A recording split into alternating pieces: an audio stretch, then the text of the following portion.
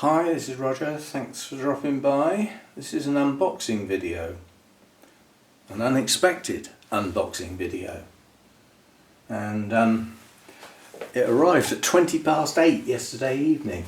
Why those delivery guys have to work so late, I really don't know. But this is a difficult time of year for them. You get a lot of wet weather and a lot of the work they're doing is in the dark, and I can remember when I was on the car hire firm, you know, we used to have to deliver cars to, for people, and you know, you get like a house name and a postcode, which is a big long road in a village, and you've got a house name and it's pouring with rain and it's dark and there's no street lamps and you're supposed to be able to find this house. So I can understand how they end up working late this time of year. It's not always easy finding some addresses. Anyway, this arrived, and because I hadn't got a clue what the hell it was or who it was from, I opened it. But I only got as far as lifting the lid, and I saw a little piece of paper inside that went, hold on, we need to get the camera out. So that's the stage I'm at, that's why it's partially open. But I have no idea what this is, I only know who it's from now. So let's go ahead and find out. And that's what stopped me dead in my tracks. That's a card from Trey. That's his website and company and everything. So as soon as I saw that, I thought, it's from Trey. So that then explains why some time ago he asked if he could have my address. That's because he wanted to send me something. So yeah, that's good. I don't suppose it's going to give me a clue what it is. Nope, that's just the courier detail stuff. Right, so what have we got then? I'm going to move that up there a bit because I don't want this all over the floor. Well, it's green, whatever it is, and it's in the tiniest of pots. So that's that.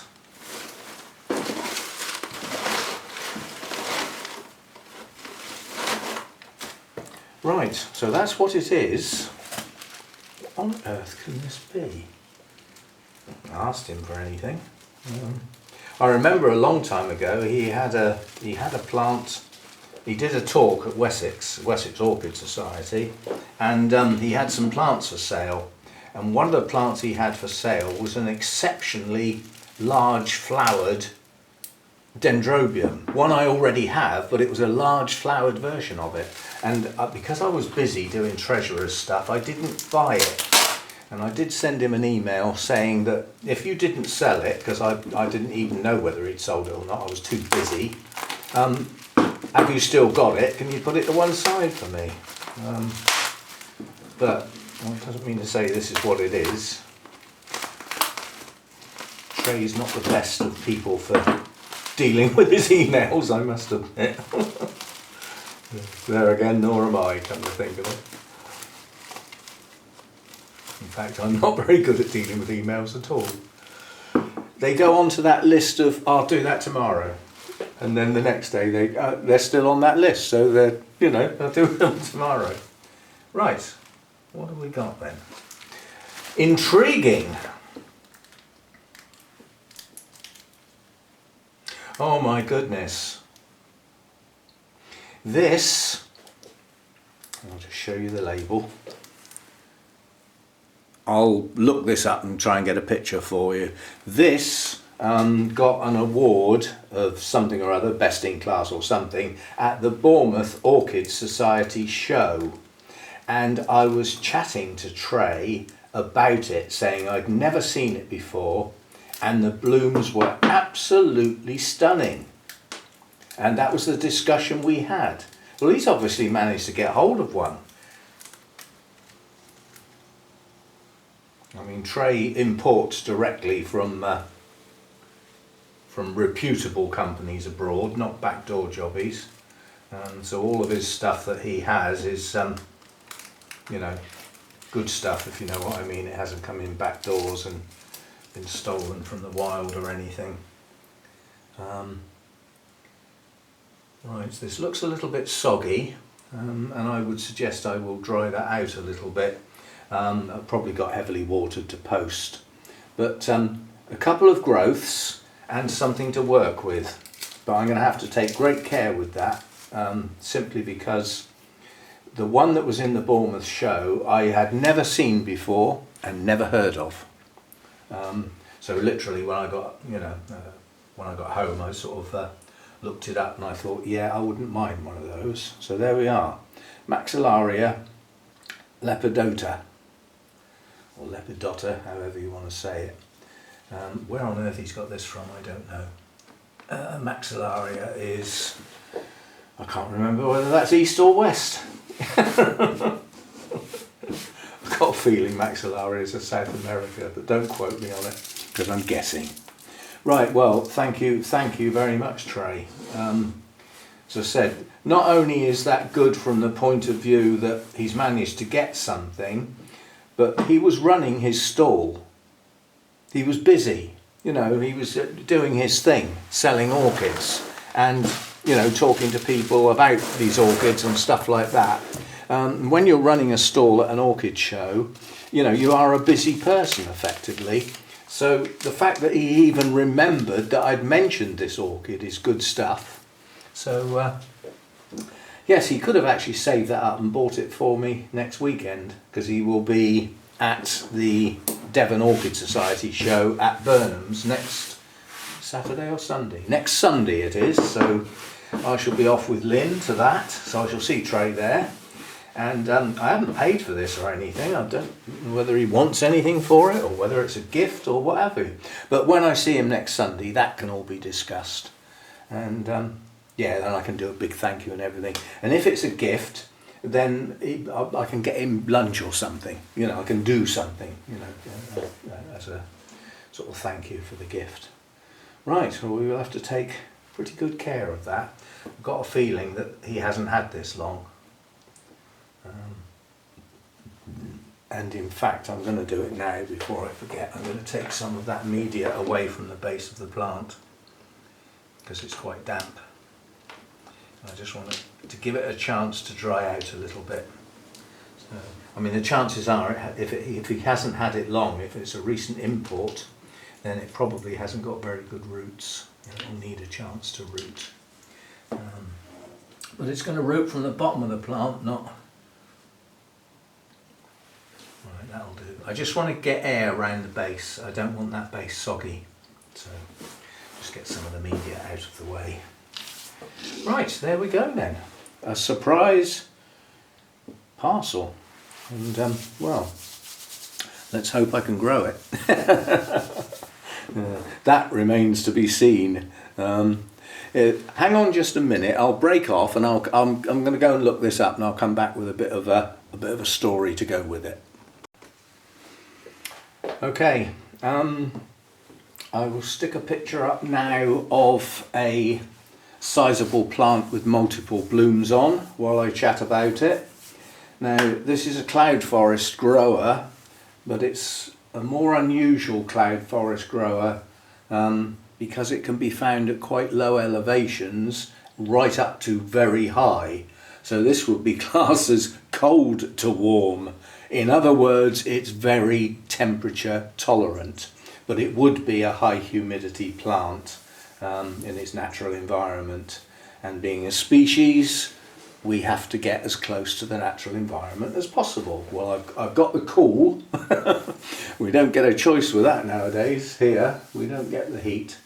I don't know whether you can see the feeder out there, but the nuthatch is actually on the feeder. I can see it out the corner of my eye, and I've frozen because if I move it'll be gone. You might not be able to see it, but very pretty bird, and a distant cousin of the woodpeckers, and reputed to be the only bird in the world that can run down a tree trunk. There's many that can go across and up and even go along underneath branches, but that one can turn upside down and run down the trunk, and I've actually seen it going down the feeder post. Sidetracked. Anyway, this caught my eye at the show because of the colour and the shape. The depth of colour the colours are intense, and the shape of the plant is quite stunning. So I'll switch from that view to now a single bloom, so you can get an idea of the shape and the colour. So we're looking at a cool grower, montane forest jobby, so reasonably high humidity, and it's looking at some of the plants on the internet. This has got a fair bit of growing to do before this gets to anything substantial, but I think this has come on from a seedling. If we're looking at the right, let's get rid of the picture. It's me holding the plant up to the camera while you're looking at a photo. Duh. Right, back to the plant. I think this has come from a seedling, or actually no, I think it's a division, come to think of it, because you've got a pseudo bulb here that's very old and tired. I'm keeping my eye on that. I don't want that, looks like it might rot. Then we've got an old pseudo bulb here that's a reasonable size. Well, that's got a new growth coming out of it. And then over here we've got another growth and another one pushing on. This looks like it's probably the latest and may get up to a reasonable size, but we'll have to wait and see. I mean, at the end of the day, this is a whole new ball game for me. Not one I know, not one I've come across, and the only reason it's in my hands now is due to a conversation with Trey at the Bournemouth Orchid Society show, which was back in, when was that? September, and it was a plant that caught my eye as I was sort of walking round, and you wouldn't have had any pictures of that because of circumstances. I don't take any cameras into Bournemouth shows anymore, so otherwise I'd have made a big deal of getting a picture of this, but anyway, you've seen it with the pictures on the internet. That's it, and let's just hope it grows on. If it's a recent import, then obviously it's going to be in a state of shock. It's come from a foreign country, and these are South American jobbies, so the likes of Colombia, Peru, Ecuador, that sort of, yeah, so South America rather than the Far East. And yeah, we'll see how we do with it. I'd class it, quite honestly, as a bit of a challenge, because if this was popular in cultivation, I'd have come across this before. Given all the shows and that I've been to, I'm sure I'd have come across this before, and I'd certainly never seen anything like those blooms before. So there we go. Thank you very much, Trey. Appreciated. I wonder what the number is on there. Perhaps it's some sort of indexing that Trey uses. Anyway, we will see what we can do with it, and we will find somewhere for that to go. As I said, I've got a lot of orchids to go now. I've agreed, well, Carol suggested this, as she's the one that's having most of my plants.